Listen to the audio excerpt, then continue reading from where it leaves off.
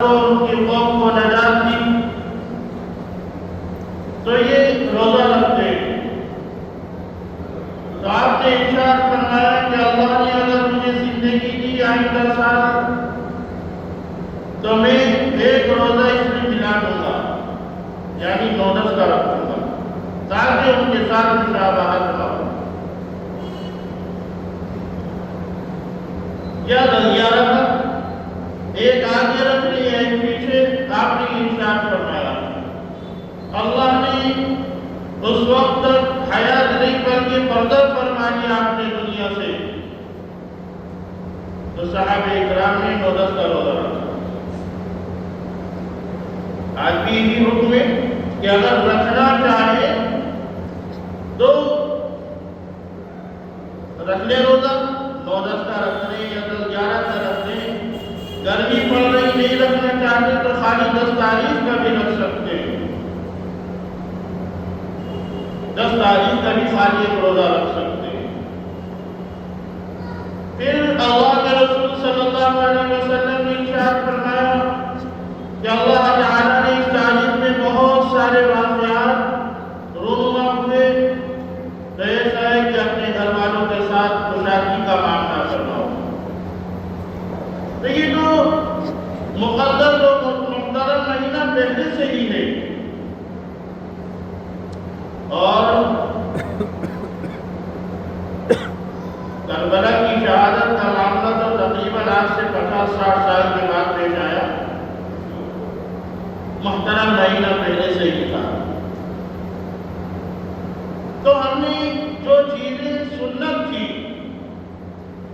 جو چیزیں سرکار دو عالم صلی اللہ علیہ وسلم بتا گئے تھے، ہم نے ان کو پیچھے ڈال دیا اور دوسری چیزیں ہم سامنے لے کر آئے. اللہ نے شہدائے کربلا کے لیے یہ تاریخ منتخب کی. تو اب سوچا لوگوں نے کہ اس امت کو گمراہی کے راستے پر کیسے لایا جائے، گمراہی کے راستے پر کیسے لایا جائے. اگر مسائل کا معاملہ اللہ کے رسول نے فرمایا تو لاؤ ان کو کیپڑے پر لگا دو، اور جب کھانے کا معاملہ آیا تو پوچھنے کی ضرورت نہیں کی حلال بھی ہے حرام بھی ہماری.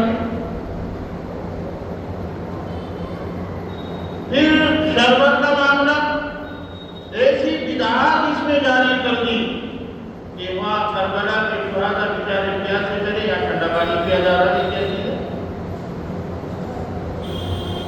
پھر بہت ساری رسومات اس میں ایسی کی جا رہی ہیں جس کے کوئی سر پیر نہیں، جو شریعت سے ثابت نہیں. جو شریعت سے ثابت ہے اس پر عمل کیا جائے، گمراہی میں مبتلا نہ ہوا جائے. قیامت کے دن جب اللہ تبارک و تعالی خود سوال کریں گے، 5 سوال ہوں گے. 5 سوال ہوں گے. کہاں سے کمایا، کہاں خرچ کیا، عمر کہاں گوائی، جوانی کہاں خرچ کی. 5واں سوال کو ہوگا جب شریعت مطہرہ کی بات تمہارے کانوں میں پڑی تم نے کتنا عمل کیا. اللہ نے فرمایا یا ایھا الذین آمنوا استعینوا بالصبر والصلاۃ. ایمان والو اللہ سے مدد حاصل کرو نماز کے ذریعے ہو، مدد صبر کے ذریعے. نماز کتنی اہم عبادت ہے، کئی مرتبہ اس سلسلے میں ذکر کیا جا چکا. کتنی اہم عبادت ہے. ایمان اور کفر کے درمیان ایک آڑ ہے، وہ کیا ہے؟ نماز ہے. پڑھنے والا ایمان والا اور جان بوجھ کر چھوڑنے والا. اتنی سخت پابندی ہے کہ ہمارے 4 امام ہیں. حضرت امام ابو حنیفہ رحمۃ اللہ علیہ، حضرت امام مالک، حضرت امام شافعی، حضرت امام احمد بن حنبل. ان میں سے 3 امام جن کی پوری دنیا تقلید کرتی ہے 4 ائمہ ہیں، اور جن کی ہم تقلید کرتے ہیں حضرت امام ابو حنیفہ رحمۃ اللہ علیہ. ان میں سے ائمہ فرماتے ہیں کہ اگر کوئی جان بوجھ کر نماز چھوڑ دے، کسی نے جان بوجھ کر نماز چھوڑ دی تو اس کو دنیا میں رہنے کا حق نہیں ختم کر دیا جائے، اسلامی حکومت ہو تو اس کو ختم کر دیا جائے گا کسی نے جان بوجھ کر نماز چھوڑ دی۔ حضرت امام ابو حنیفہ رحمۃ اللہ علیہ فرماتے ہیں کہ نہیں ہو سکتا، غلطی ہو گئی قید کر دیا جائے، قید خانے میں ڈال دیا جائے اور اتنی پٹائی کی جائے کہ آئندہ ایسا عمل نہ کرے۔ یہی عمل اور سب مانتے ہیں اس کو۔ اب یہ دیکھیے کہ ہم لوگ رات بھر ہم نے امت مسلمہ کے نوجوانوں نے خوب محنت کی، اب جب دیکھا کمرے میں ٹہلتے ہوئے آزاد ہو رہی ہے، مسجد کے باہر بیٹھے ہوئے موبائل چلا رہے ہیں، ٹوپی کی مسجد میں جا کر نماز پڑھ رہے ہیں۔ ہاں کیا ہے یہ؟ حضرت امام حسین حضرت امام حسن یہ کیا ہے؟ دیوانے مسجد کے باہر بیٹھے ہوئے پوری رات 50-100 آدمی کی گولی، یہ کون ہے؟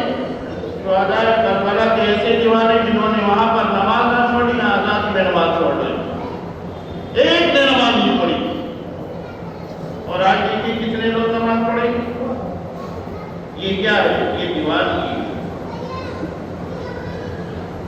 یہ ساری ایسی چیزیں جو دین میں شامل کر دی گئی، دین میں شامل کر دی گئی، اور یہ سب دین میں اگر کوئی ذرا سی بات بھی شامل کر دے تو گمراہی ہے، نہ ہم اس میں سے بڑھا سکتے نہ ہم اس میں سے گھٹا سکتے۔ نماز اور صبر دو چیزیں، ان سے اللہ سے مدد حاصل کی جائے، اور ہم شامل تو نہیں ہوتے، ہمارے طبقہ جو ہے ان کا مزاج ہے کہ ہم شامل تو نہیں ہوتے لیکن دیکھنے چلے جاتے ہیں، بچوں کو دکھا دیتے ہیں، اور شامل ہونا کی کثرت کو بڑھانا چاہیے، جس نے جس کی مشابہت اختیار کی اللہ اسی میں اس کا اجر کرے۔ اور پچھلے جمعوں کو یہی تذکرہ کیا گیا کہ آدمی یہ کام کر لے کہ اپنے آپ کو اپنے گھر والوں کو جہنم کی آگ سے بچا لے، دوسروں کو نہ دے کے اپنے آپ کی حفاظت کر لے،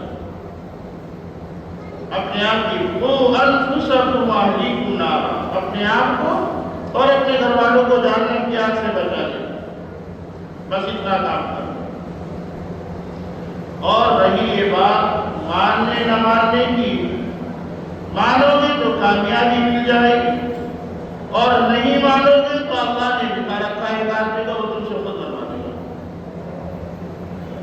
خود منوا دے گا۔ جتنی ضلالت اور گمراہی ہے اللہ خود اس کے ہاتھ ختم کرا دے گا۔ کیا بات ذکر کی گئی؟ ایمان کا اعلیٰ درجہ کیا ہے؟ اعلیٰ درجہ ایمان کا لا الہ الا اللہ محمد رسول اللہ، اور ادنا درجہ کیا ہے؟ راستے سے تکلیف دینے والی چیز کا ہٹا دینا ہے۔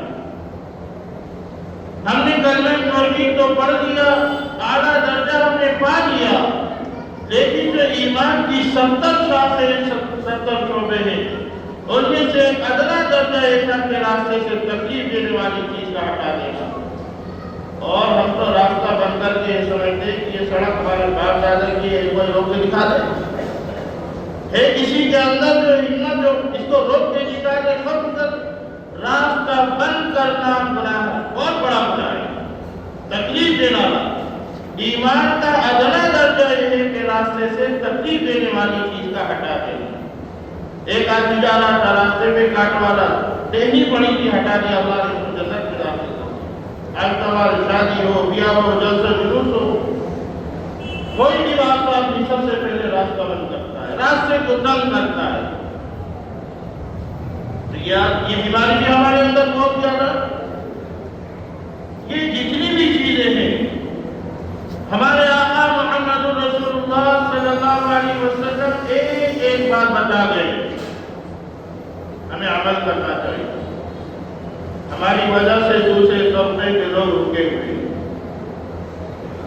ایمان میں داخل ہونے کے لیے. ارے یہ ایمان ہے، یہ اسلام ہے.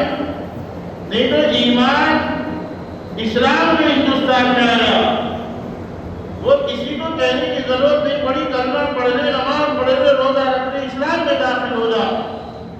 بلکہ ہمارے اعمال دیکھے، تجارت کی، آپسی اخلاق دیکھے.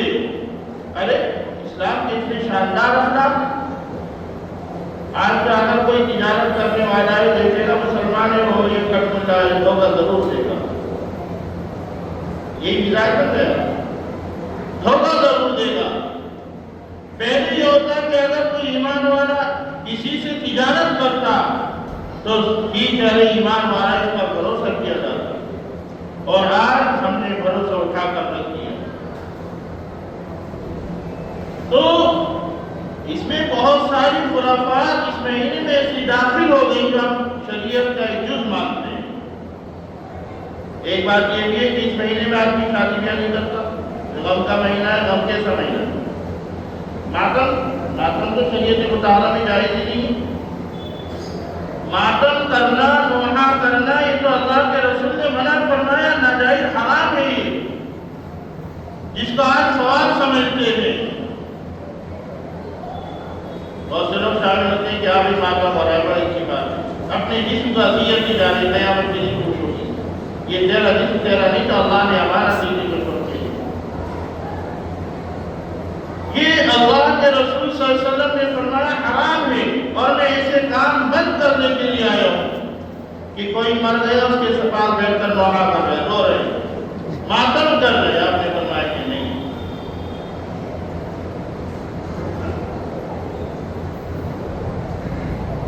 اگر کسی کو شہادت مل گئی تو اس کو تو نئی زندگی مل گئی.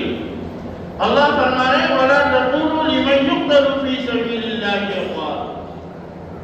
اگر کوئی شہید ہو گیا تو اس کو مردہ مت دو، بلکہ وہ زندہ ہے. اللہ فرما رہے ابدی زندگی اس کو مل گئی اور تم مردہ کر رہے ہو، تم ماتم کر رہے ہو. یہ کیسا ہے؟ اس کے یہ کیسی محبت ہے؟ اللہ فرما رہے کہ زندہ ہے، ایک زندگی ان کو مل گئی اور تم ماتم کر رہے ہو. کہاں سے لے کر آئے؟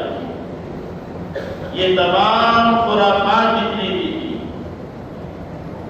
ہندوستان کے اندر سرکار دو عالم صلی اللہ علیہ وسلم کے جانے کے 300 سال کے بعد آئی. اس سے پہلے کئی بدعت تھی، کئی خرافات تھی.